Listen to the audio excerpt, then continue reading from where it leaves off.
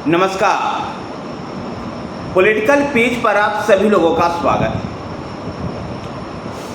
Bharatiya Janata party Bihar में जाति आधारित राजनीति में ऐसे उलझ गई है कि राज्यसभा के दूसरे सीट के लिए अपने उम्मीदवार भी तय नहीं कर पा रहे।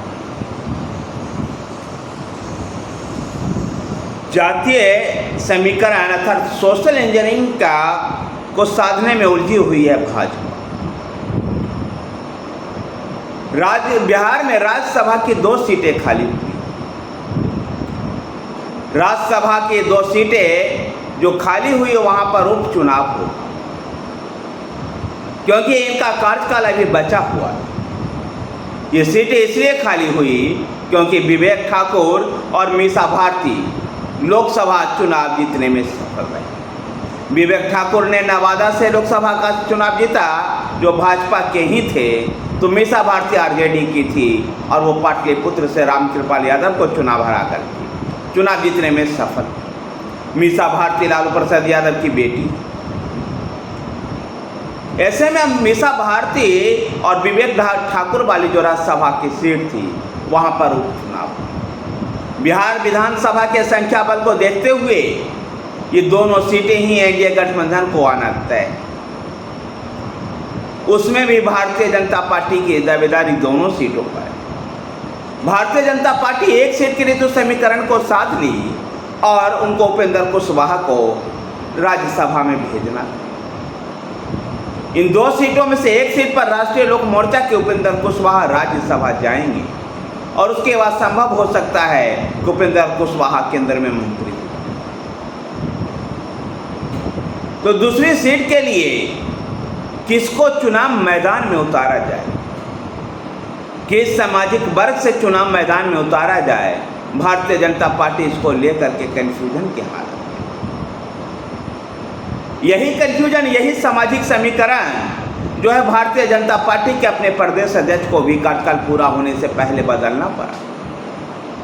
सम्राट चौधरी को अध्यक्ष पद छोड़ना पड़ा और दिलीप जायसवाल भारतीय जनता पार्टी के नए अध्यक्ष, नए प्रदेश अध्यक्ष बनाएंगे।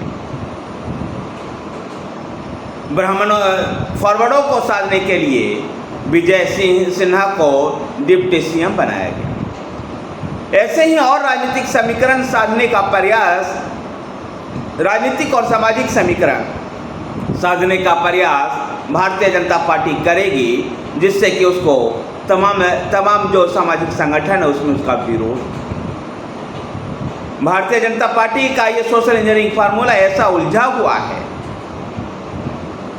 कि जिसको तय कर पाना आसान नहीं हो रहा, और इसलिए दूसरी सीट के लिए भारतीय जनता पार्टी अपने उम्मीदवार का भी ऐलान नहीं कर पा रही।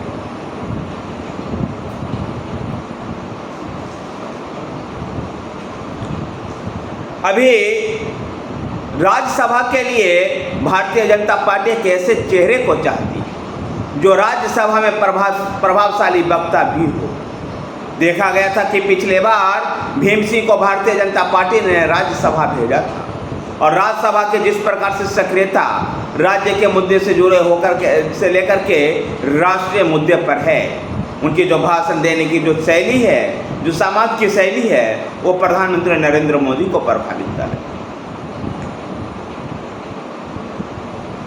ऐसे ही किसी और अन्य उम्मीदवार की तलाश है भारतीय जनता पार्टी को, जो संसद में अपनी बातों को अपने तर्कों के साथ जोरदार तरीके से रख सके।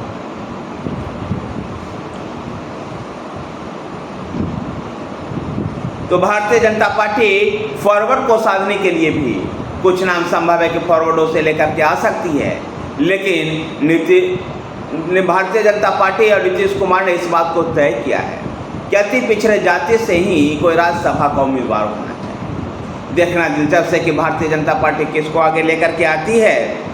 लेकिन जब अगर बिहार की बात ही चली है तो चर्चा इस बात की भी कर लेंगे कि कुछ सदस्यों के लोकसभा चुनाव में जीतने के कारण से विशेषकर इमामगंज, बेलागंज, रामनगर और तरारी के जो विधायक थे वो लोकसभा के लिए चुन लिए गए। ऐसे में इनके विधानसभा क्षेत्रों में भी उपचुनाव होना है, वहाँ पर भी जेडीयू और भारतीय जनता पार्टी किस प्रकार का सामाजिक समीकरण साधती है, ये भी देखना एक दिलचस्प होगा। कह सकते हैं कि बिहार के जो सामाजिक समीकरण जो है इतना उलझाव है कि ये तय कर पाना मुश्किल है कि कौन से पार्टी किस दल के साथ, किस गठबंधन के साथ जाए। धन्यवाद साथियों, वीडियो को लाइक कीजिए, शेयर कीजिए। हमारे साथ बने रहने के लिए हमारे चैनल पॉलिटिकल पिच को सब्सक्राइब कीजिए। धन्यवाद।